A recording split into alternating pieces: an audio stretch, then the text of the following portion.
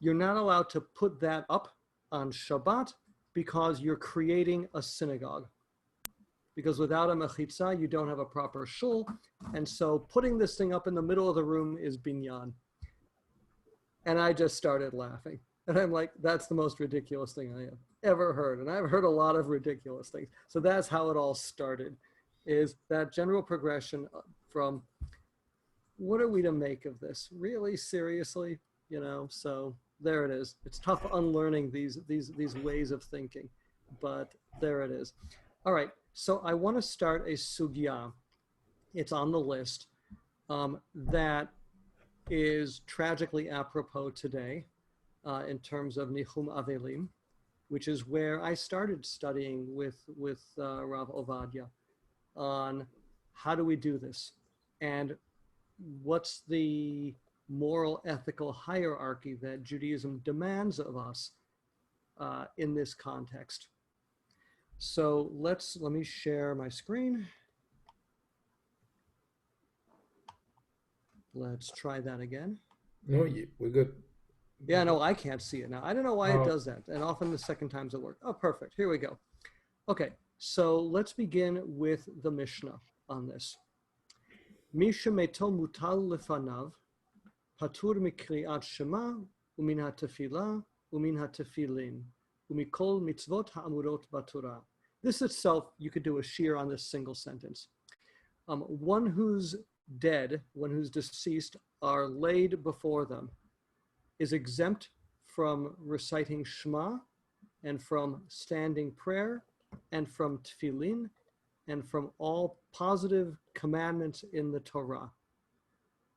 Most people are unaware of this halakha. You are not allowed, arguably, to pray. Birkat hamazon, things, your daily life is interrupted by having an unburied dead in front of you. The technical formal reason seems to be that the Torah doesn't require that we multitask.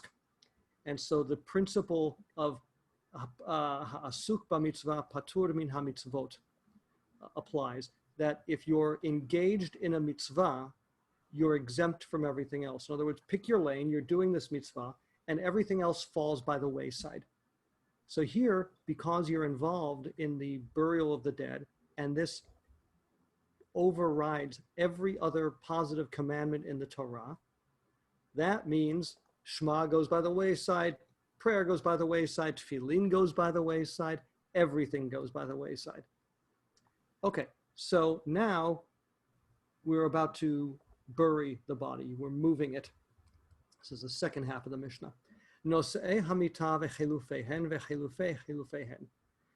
The pallbearers and their replacements and the replacements of the replacements. Etchel lifnei hamita ve'etchel achar hamita. Those before and those after. So you're essentially moving the corpse along, and then the people who were behind it now move forward, and you keep doing this round robin.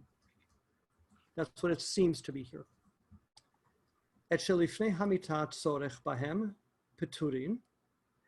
Those before the bier, they're needed, and so they're exempt. Those, however, that are behind it, because there's now time to say Shema, are obligated, chayavim.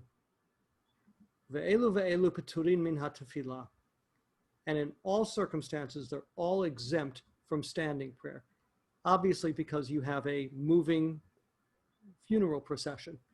And I don't remember the Woody Allen movie where he plays the cello in a marching band. It's a pretty humorous moment watching him try to keep up with the moving band playing the cello. But so that's exactly it here. You can't stand in prayer during this, so you're not expected to. On the other hand, you can say Shema while you're walking. And so therefore, if you're not immediately necessary, you have time to do it, say Shema. Okay, now we're going to start getting into the meat and potatoes that's going to affect the sugya we're going to do. Kavaru et hamet v'chazaru. They buried the deceased, and they're returning. So they're leaving the actual burial site. And so they're about to line up to do Nihum Avelim in the cemetery. This is still practiced. Im yacholim lahatchil v'ligmor ad shelo yagi'u lashura. If they're able to begin and to finish Shema, there's enough time to complete the whole thing before they get to the lineup. There's a sufficient time. Yatchilu, you begin, because you've got a time window to do it, so you can do it. Ve'im lav lo yatchilu. But if you don't have enough time to do it, in this context, half a mitzvah isn't a mitzvah.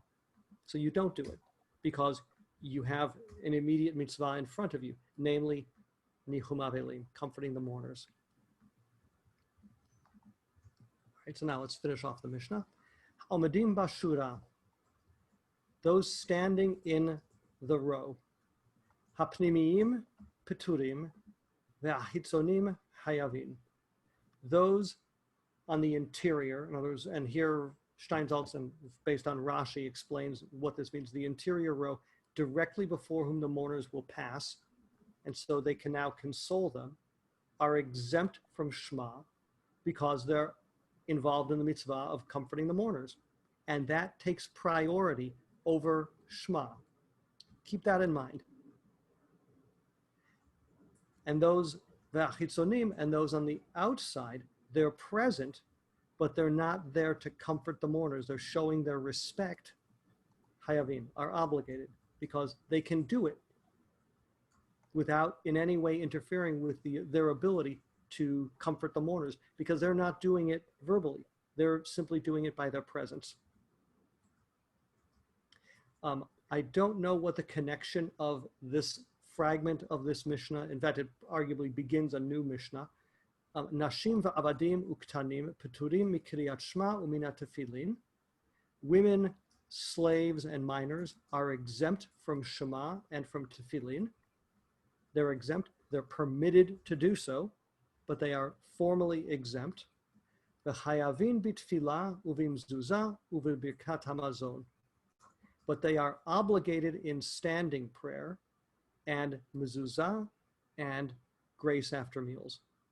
Notice specifically here, the Mishnah says that women are obligated regarding standing prayer.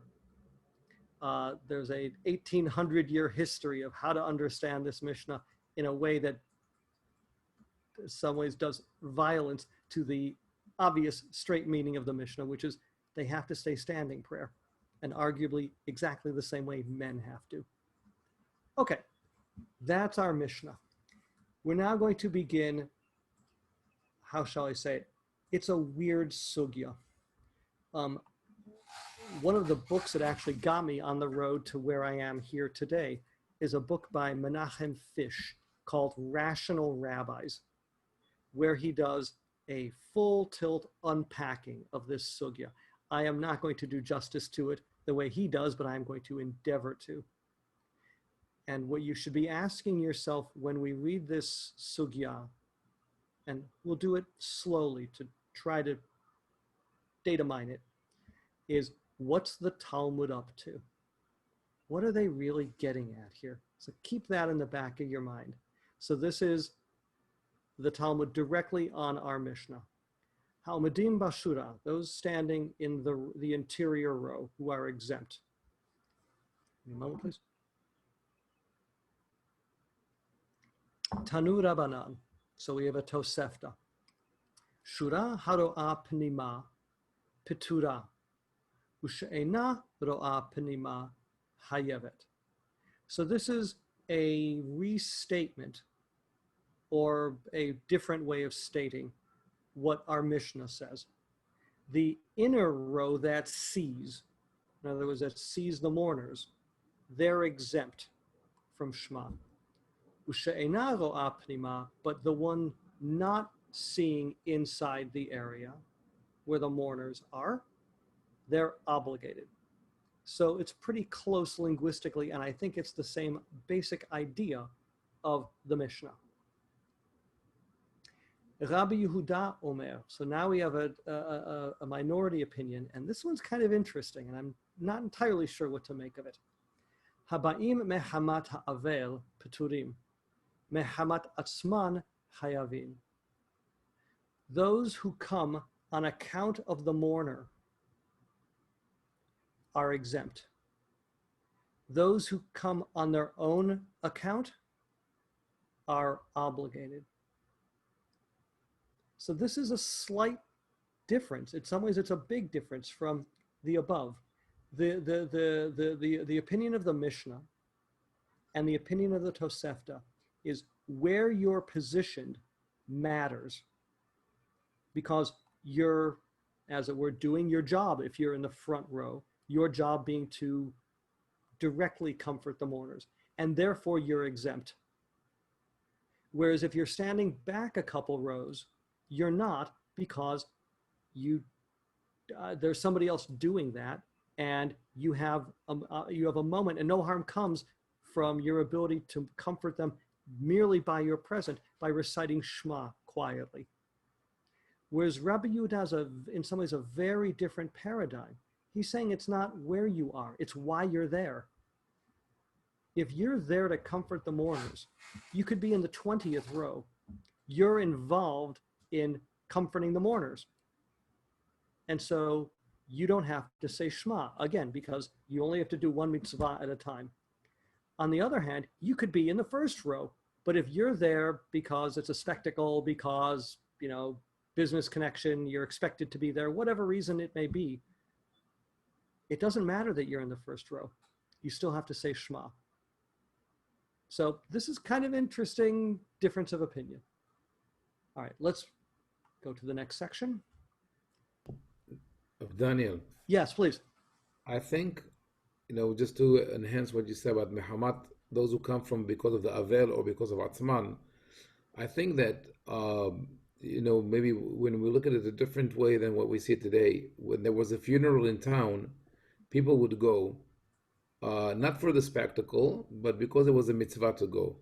Yeah. I think that the distinction, I'm building on what you said, that the distinction between those who come Hamat Avel are those who are related to the mourner and share in his grief.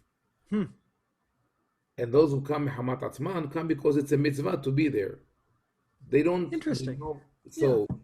And then it has a reflection. It's really what the distinction between the first analysis and the second is, the first one is about technicality. If you're in the front row, you have to be engaged in the mitzvah. If you're in the back row, you can't. The second one is about your emotional state. Psychology, exactly. So, look, the Mishnah was written in the land of Israel. If it had been written in New Orleans, it might have been written differently. It might have a different explanation. Yes. I didn't get to see a funeral when I was in New Orleans, which still wish I'd had the opportunity, as it were. But there it is. Okay, so now we're going to have the statement upon which the entire sugya is now going to base itself. Amar Rav Yehuda, Amar Rav. So Rav Yehuda said, Rav said. By the way, technical matter of Talmudic interpretation. When you have somebody said Amar Rav b'shem somebody else, that means that they didn't hear it directly. They heard it indirectly from someone else. Where it's here, it's Rav Yehuda saying, I heard Rav saying the following thing. So, attribution matters. So there it is. Hamotzei kil'ayim v'vigdo. One who finds kil'ayim, shatnez, in his clothing. Poshatan afilu bashuk. You remove them even in a public marketplace. So you can imagine you're walking, you're in the public square wearing a nice Hugo Boss suit, and somebody comes up to, lovely suit. Yeah, I remember that. Aren't those made with wool and linen? And you go, yeah, oh, woolen linen, I'm not supposed to be wearing that now.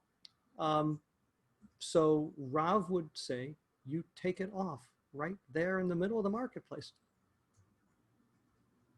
My ta'ama, what's the reason for this seeming violation of human dignity that you're going to have to walk home naked?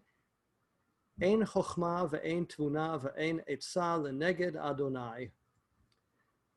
There is no wisdom, there is no understanding, there is no counsel in opposition to the Lord, against the Lord. Okay, so his unpacking of that notion that no wisdom, no understanding, no counsel against the Lord. Kol makom sheyesh chilul Hashem en cholkim kavod larav. In any place where there's a desecration of God's name, in other words, there's a violation of the Torah, en cholkim kavod larav. We don't pay honor even to a Rav. So we don't care about human dignity when it comes to the Torah. Human dignity does not trump the Torah, according to Rav. This is an astonishing teaching. And the Talmud is rightly going to be astonished by it, and they're going to fight it tooth and nail because they don't like it one bit. What's Rav? I mean, so it's clear what Rav's saying here. So he gives you a particular example, and then a biblical verse to base it on with the unpacking of it. So where there's a desecration of God's name, where the Torah is being violated, we don't concern ourselves with dignity. Okay, let's begin. May TV, or if you're from where I'm from, Meisvei. So they're going to raise an objection. So the following baraita. Kavaru et hamet v'chazaru. So they buried the corpse, they buried the dead, and they're returning home. V'lifnehem shtei drachim. And there are two paths you can take to get home. Achat tahora ve'achat tame'ah. One is pure, one is impure. So the idea being, in other words, it passes through a cemetery, or just scattered bones, battlefield, what have you. Ba batahora, so if the mourner goes on the pure path, ba'in imo batahora, you go with him on the pure path. Ba batame'ah, on the other hand, if he goes on the impure path, ba'in imo batame'ah mishum kevodo, you go with him on the impure path on account of his dignity, on account of respect for human beings.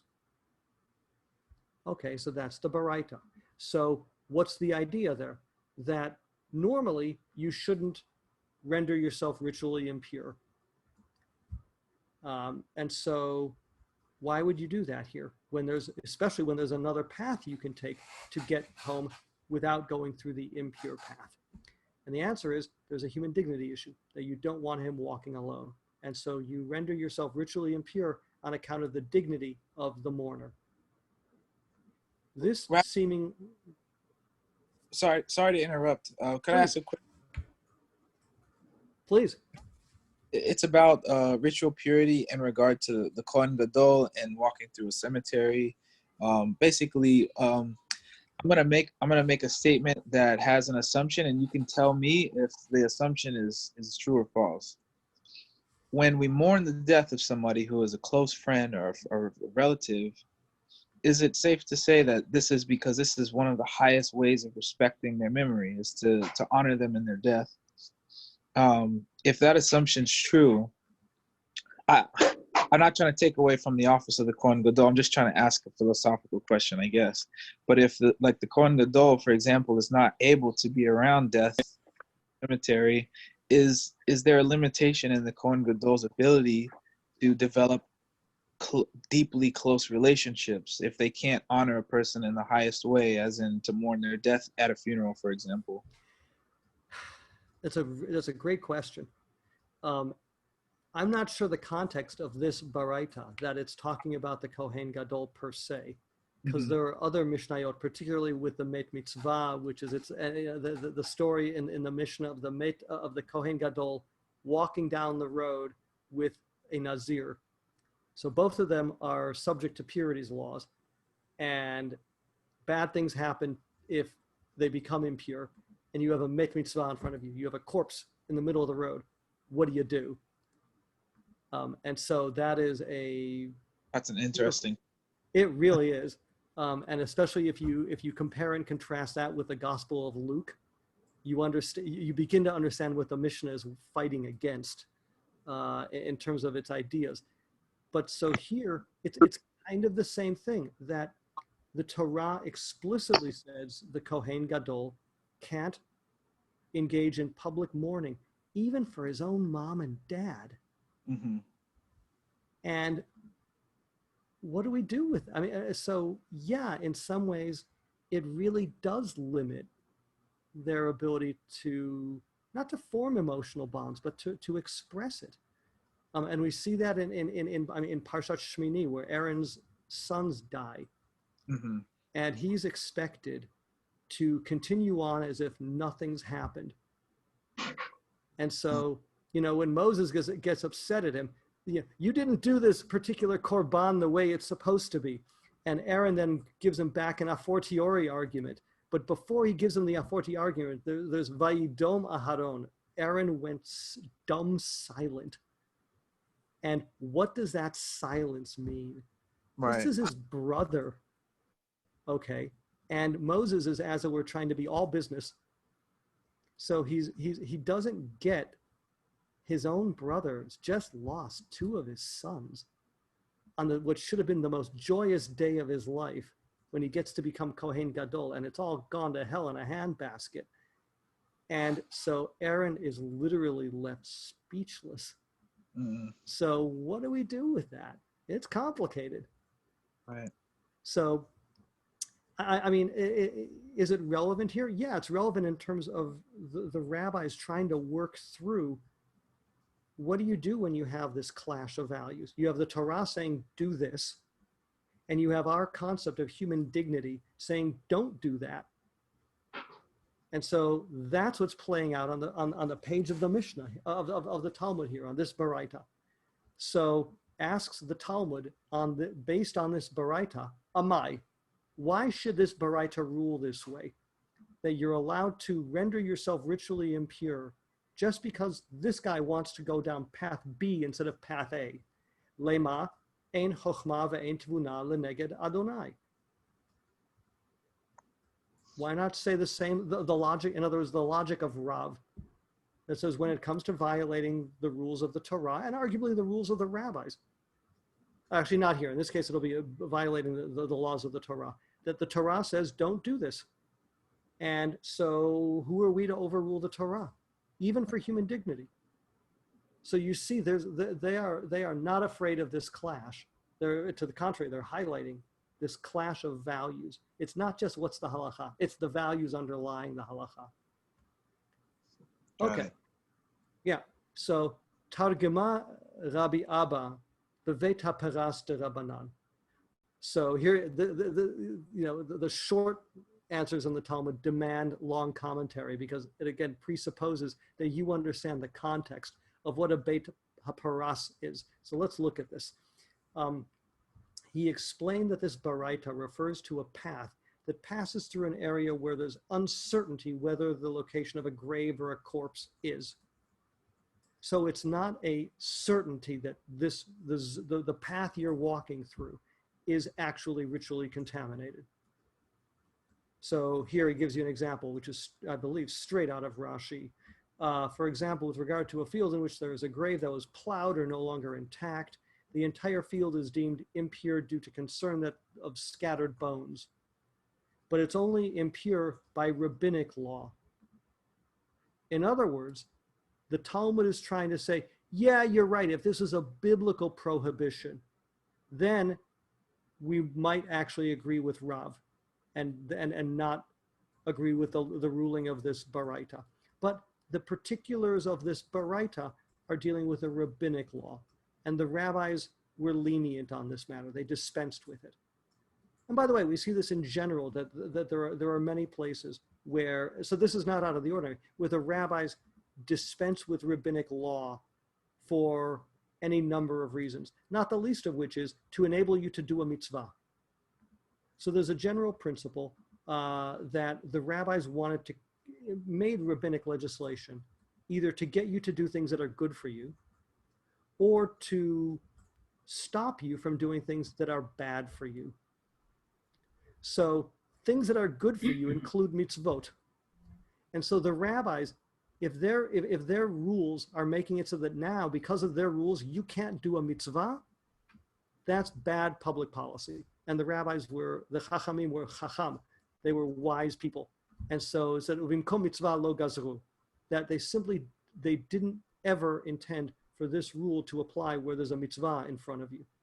So you could say that's in fact the logic underlying here, that it's a rabbinic prohibition, and the rabbis wanted you to comfort the mourners, including walking home with them, even if that means violating a rabbinic stricture. And I see, Chaim, you want to say something, so please chime in. Yeah, this is the kind of dokim that drive me crazy when the Talmud does that.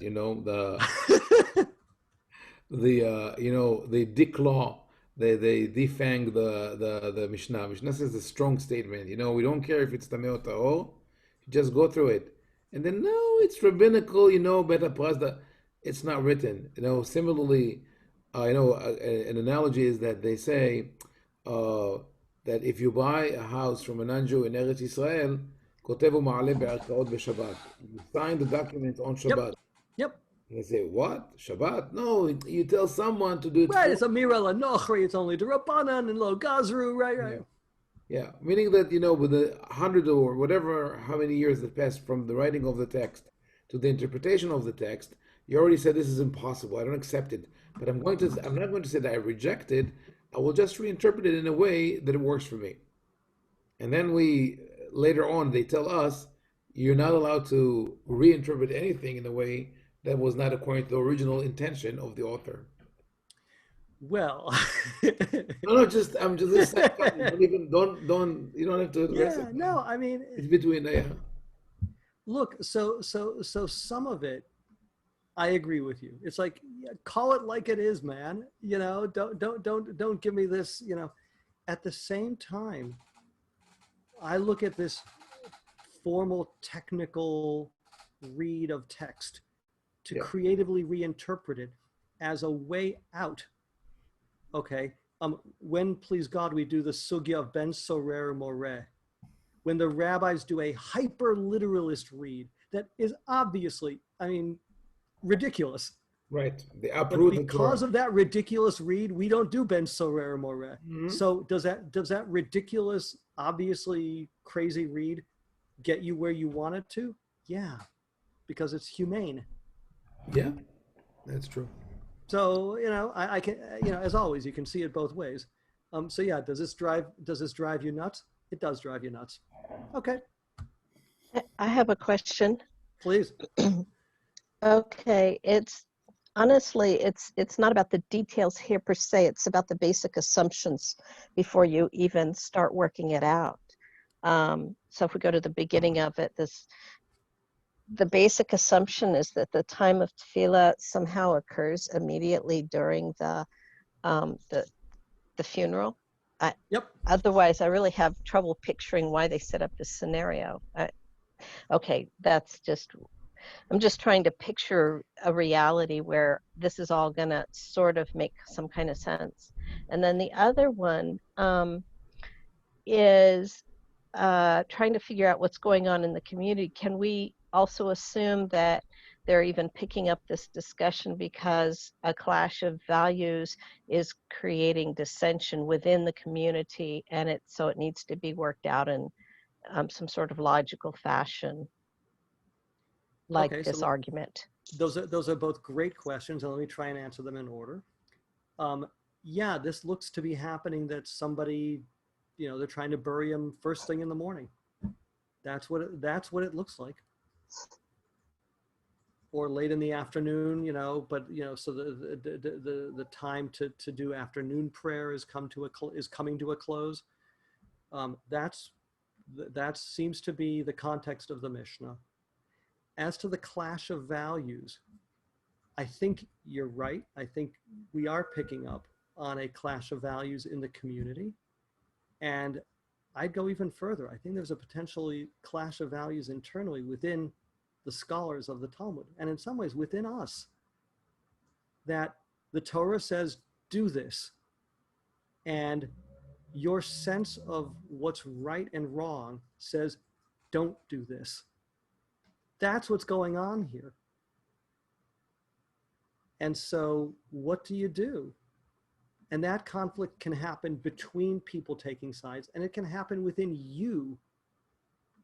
So I don't know what's generating this argument, but it clearly, the arguments in the Talmud don't happen because they had excess supply of paper and ink.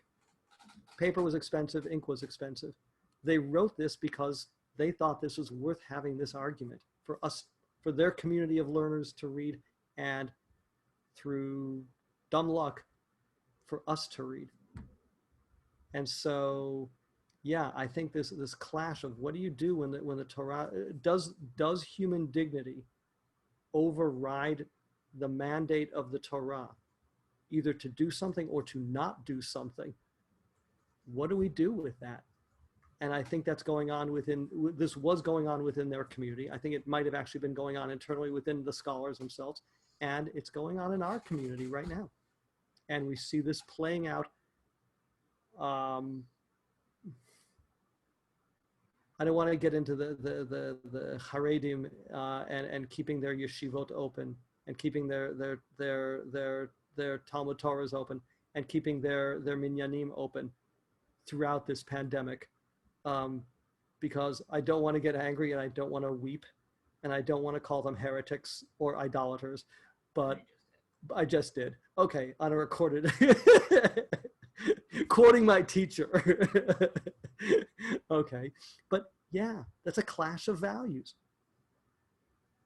and that's what makes, if you didn't have these kinds of clashes, Jewish law would be easy and boring. The Talmud would be a short paperback novel. So here it is.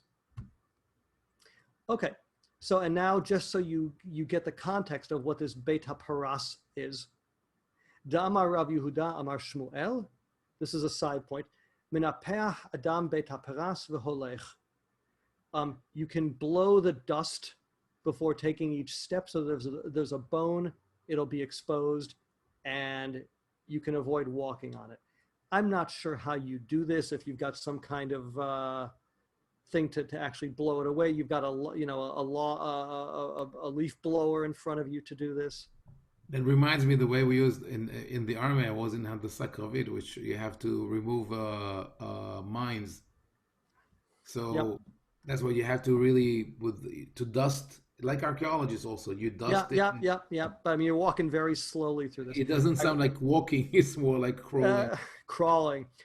When I was in yeshiva, our Rosh Yeshiva came back from Miluim, from reserve duty, and so I asked him what he did in the army, and he said, "I'm an army chaplain. I'm a rabbi." And foolishly, I said, "Ooh, sounds like a tough job." And he looked at me with this angry look, and he said, "Ever cleaned a corpse out of a tank?" And I'm like, "Can I go home right now, please?" So, yeah. So that's what we're talking about here. It's you're trying to do the archaeology so you can see the bones, so you can walk around them. Va'amar Rav Yehuda bar Ashe mishmei derav. So here it's a mishmei derav, in the name of Rav. So he didn't hear this directly, but he heard it's a teaching that the Talmud considers authoritative, but not as authoritative as a direct line of transmission. Beit HaParas shenidash tahor. A Beit HaParas that's been trodden, that creates a path, because you've now had other people go through and do this. So now that path is ritually pure, even by rabbinic law. Okay, so that's a side point, just so you understand the context of the reading of this Baraita in a way that it's not incompatible with the statement of Rav. Okay, everybody still following along? Okay, this is tough stuff. I mean, it's, That it's all right. Let's keep going. Tashma, come in here. Let's find another proof. Dama Rabbi Elazar bar Tzadok. Medalagin hayinu al gabe aronot shel metim likrat malchei Yisrael. We would jump over coffins. So it's not clear whether these are, below ground, above ground, but we would jump over them. So the coffin of the deceased, in order to greet the kings of Israel. Now, who are these kings of Israel? That's a whole nother question. Is it the Hasmoneans? Is it the Herodians? Is it in their head? That's another question. But so they would jump over the coffins, thereby rendering themselves ritually impure, because corpse impurity goes straight up. So now you have a political statement thrown in here, by the way. And they didn't just say this statement regarding the kings of Israel, that one can do this. Ella afilu likrat malchei umot ha'olam. But even to greet the kings of the non-Jews, she'im yizkeh, that if one merits, yavchin ben malchei Yisrael lemalchei umot ha'olam.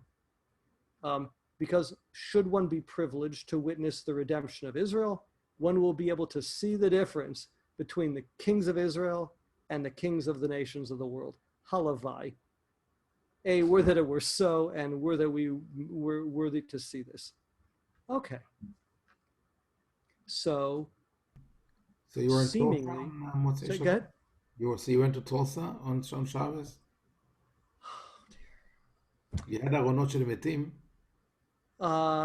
Except you have to wait for the 14-day exposure period. Okay. I promised myself I wasn't going to go political. I'm just, okay, sorry. Of course, look, somebody asked me, do you think it's appropriate for rabbis to speak about politics from the pulpit?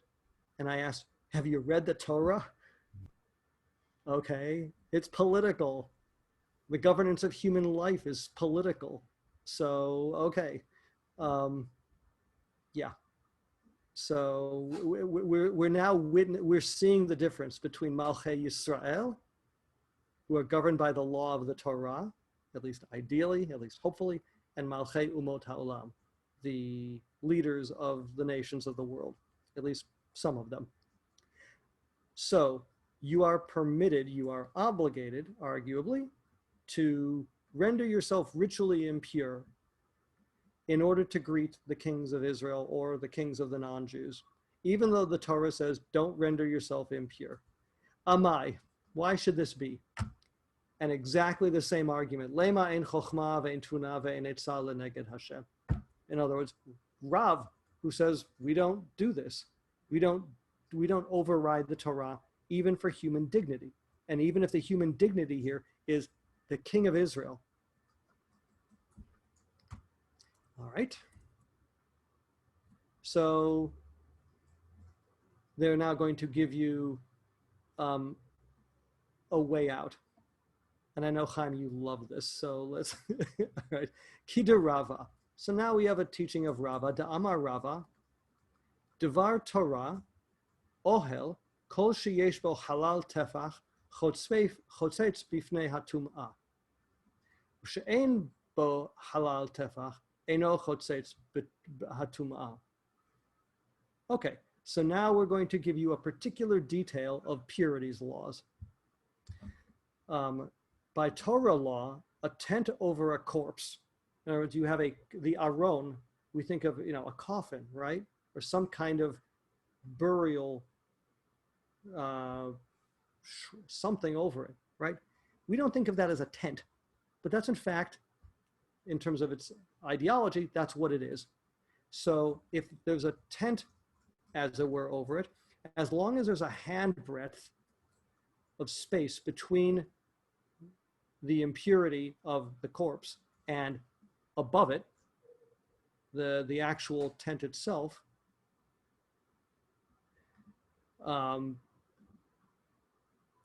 that constitutes a barrier. So the corpse is impure, but now there's this gap. So the gap, as it were, stops the impurity, particularly when there's an aron, when there's something on top of it. So you're jumping over that. If you have that space there, that doesn't render you impure. So that's the chotzetz bifnei hatum'ah. It literally, it blocks before the ritual impurity. The word chotzetz is more commonly used today in terms of the laws of mikveh, in terms of does something act as a barrier to the water coming into contact with the body of the person immersing. But it's exactly the same idea here. Okay, but if you have a smaller aron where there's not as much of a gap, that doesn't cause there to be a barrier, so the ritual impurity would stop. All right, and so now they're going to say, well, v'rov aronot yesh bahem halal tefach. So most of the time, there's that gap. So most of the time, you'd be okay doing this. V'gazru al sheyesh bahem mishum she'en bahem. And so they made a rabbinic decree to forbid you from doing this in general because of the minority cases where you don't have this gap.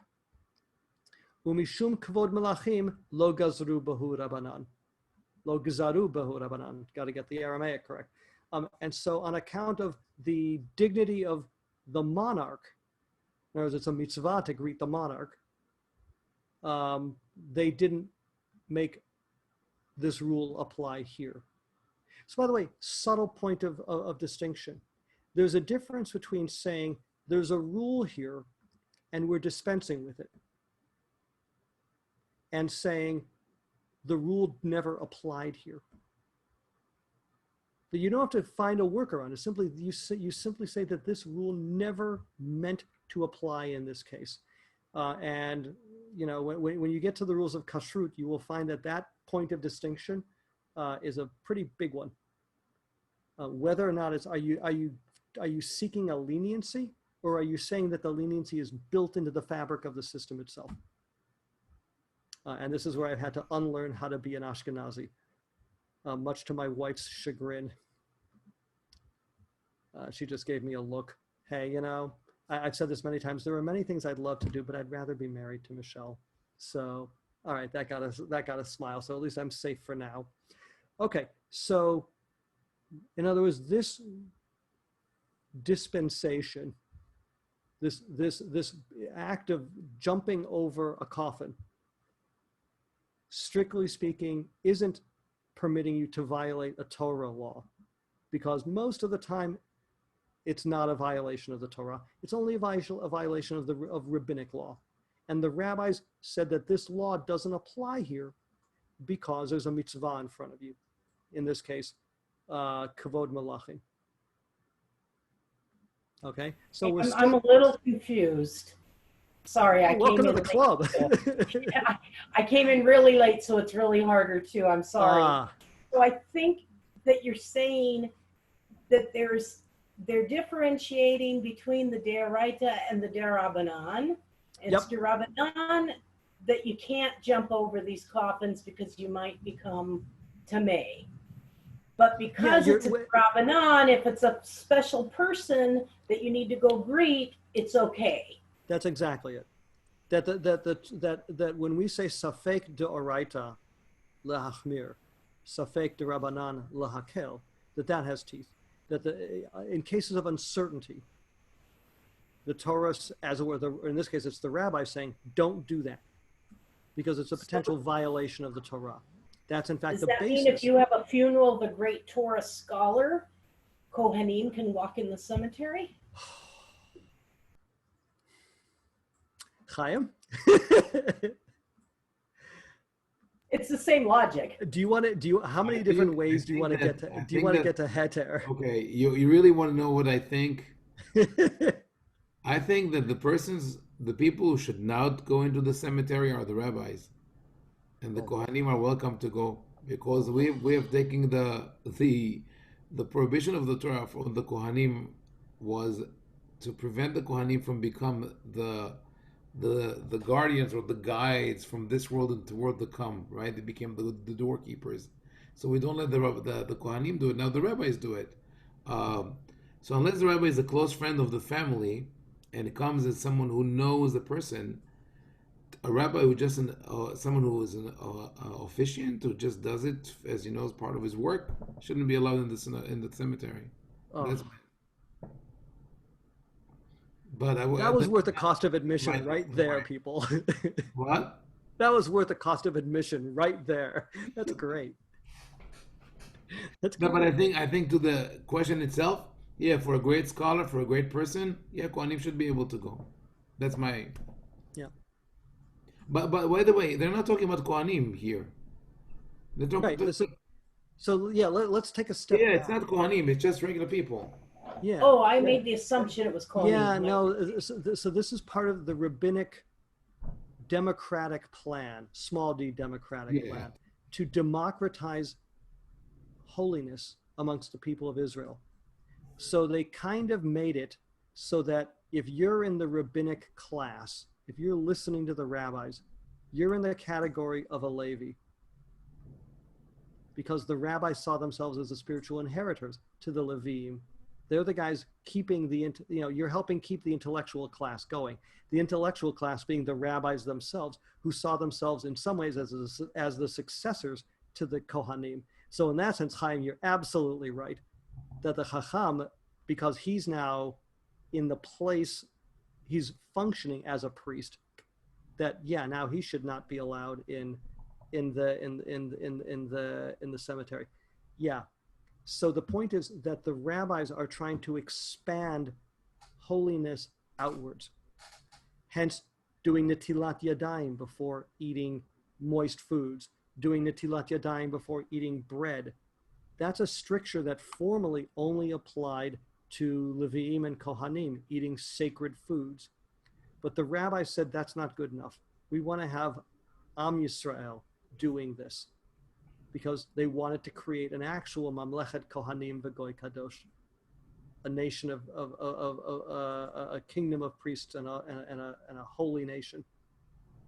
So that's the one of the foundations for all of these practices. So yeah, this is talking about one of the Pharisees not coming into contact with ritual purity. Could also be a Kohen, could also be a Levi, but that's not necessarily so from the context. Okay, so we're still. Met was a concept still at that time that was being held, because today we basically say that everybody's Tumat met. Yeah, I mean, so absent a brown heifer, some people like to say it's a red heifer, but strictly speaking, it's probably more reddish brown. I'm waiting for Chaim to go, no, it's purple.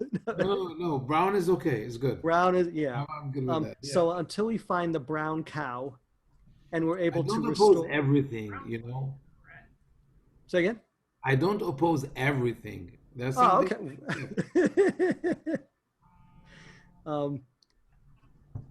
So yeah, look, you know, there's an element of the rabbis that's restorationist, that's, you know, that sees this moment from the destruction of the temple as temporary.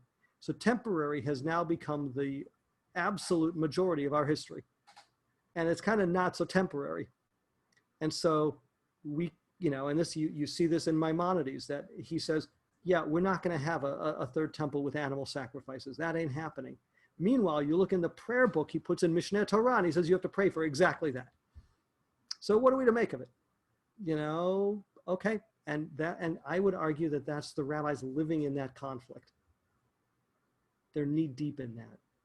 So yeah, we don't have purities laws today, with the exception of Nidah, with the exception of certain communities that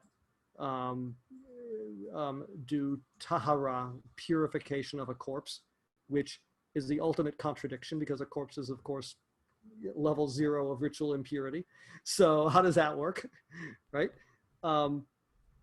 Daniel, Shena is, you have to talk to her because she's in charge of the Tahara in Maui, you know.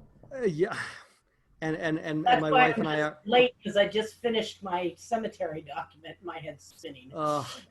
And Michelle and I are both on the local Hevra Oh, Kadisha, Kevod. Okay. which hasn't done a single tahara in 3 months because Oh. it's simply not safe to do it. Mm-hmm. And again, it's not human dignity, it's human life Right. trumps ritual in all cases. So it's and I don't know if it's still the case, but the tragedy of looking on Facebook and seeing a call out from the Jewish Free Burial Society in New York that they'd run out of talesim to bury the dead in. I mean, it's just unimaginable. So Michelle and I, they're like, puzzled, just send us what you got. And so we send them a couple. I don't know if they're still in that stage, but yeah. So, lo aleinu. Wow. Okay, so how are we doing? We're at 22 after. So you tell me when, there's plenty more to do. Probably got a couple of weeks out of this. Yeah, okay. So maybe we'll, it's up to you. Maybe we'll wrap up for some Q&A. Let's wrap up. Okay. But Yeah. So you see how the rabbis are they're treating the dictate of the Torah seriously, and they're treating the requirement of human dignity very seriously, and so they're not willing to be dismissive of Rav, who clearly says it's not that human dignity is not important. It just doesn't stand in the way of the Torah. When the Torah says do it, do it. Or when the Torah says don't do it, don't do it. Human dignity notwithstanding. On the other hand, they're pulling every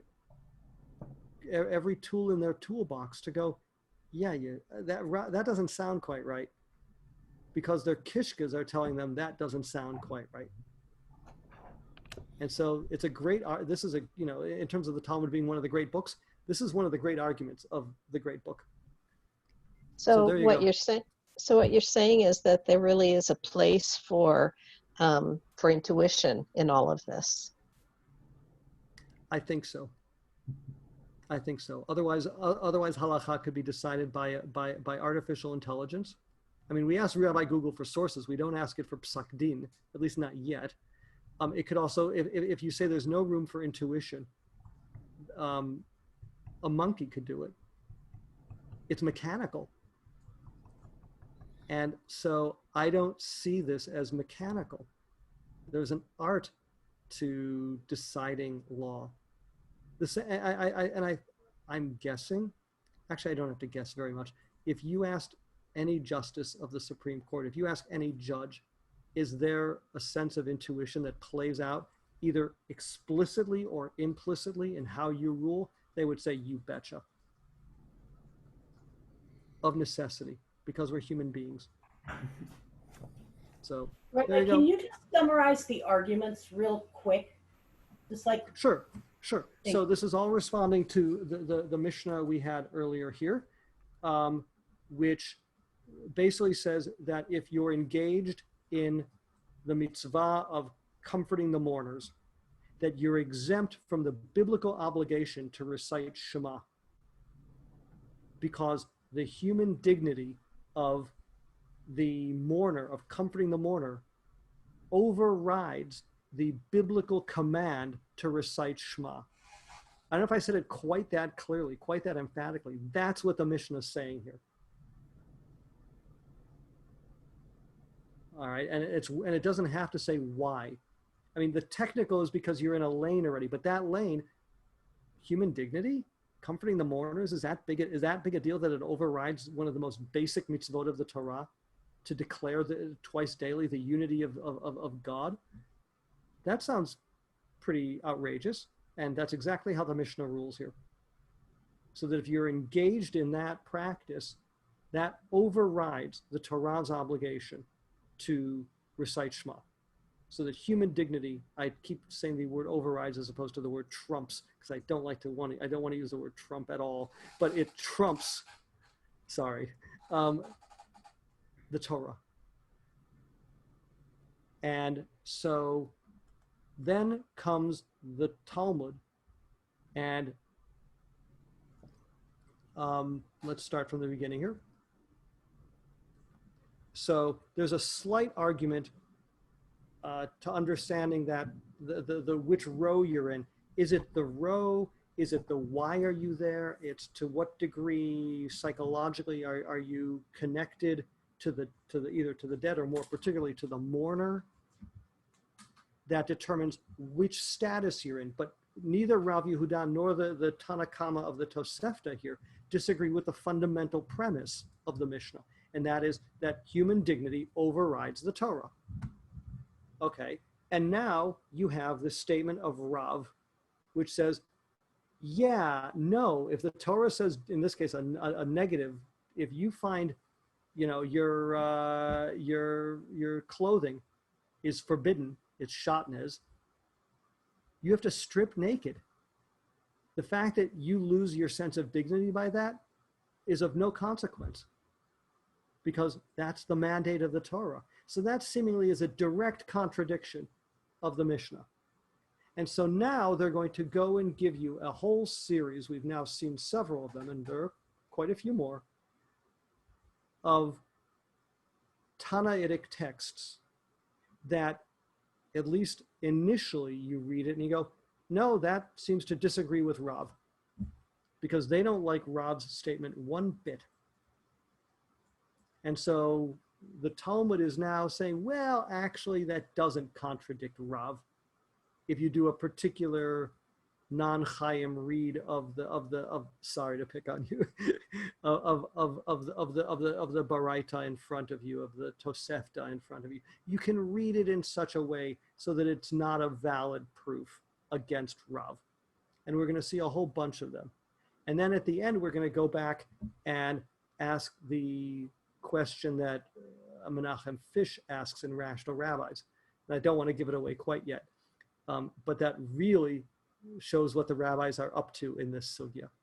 So that's the broad picture of it. Okay?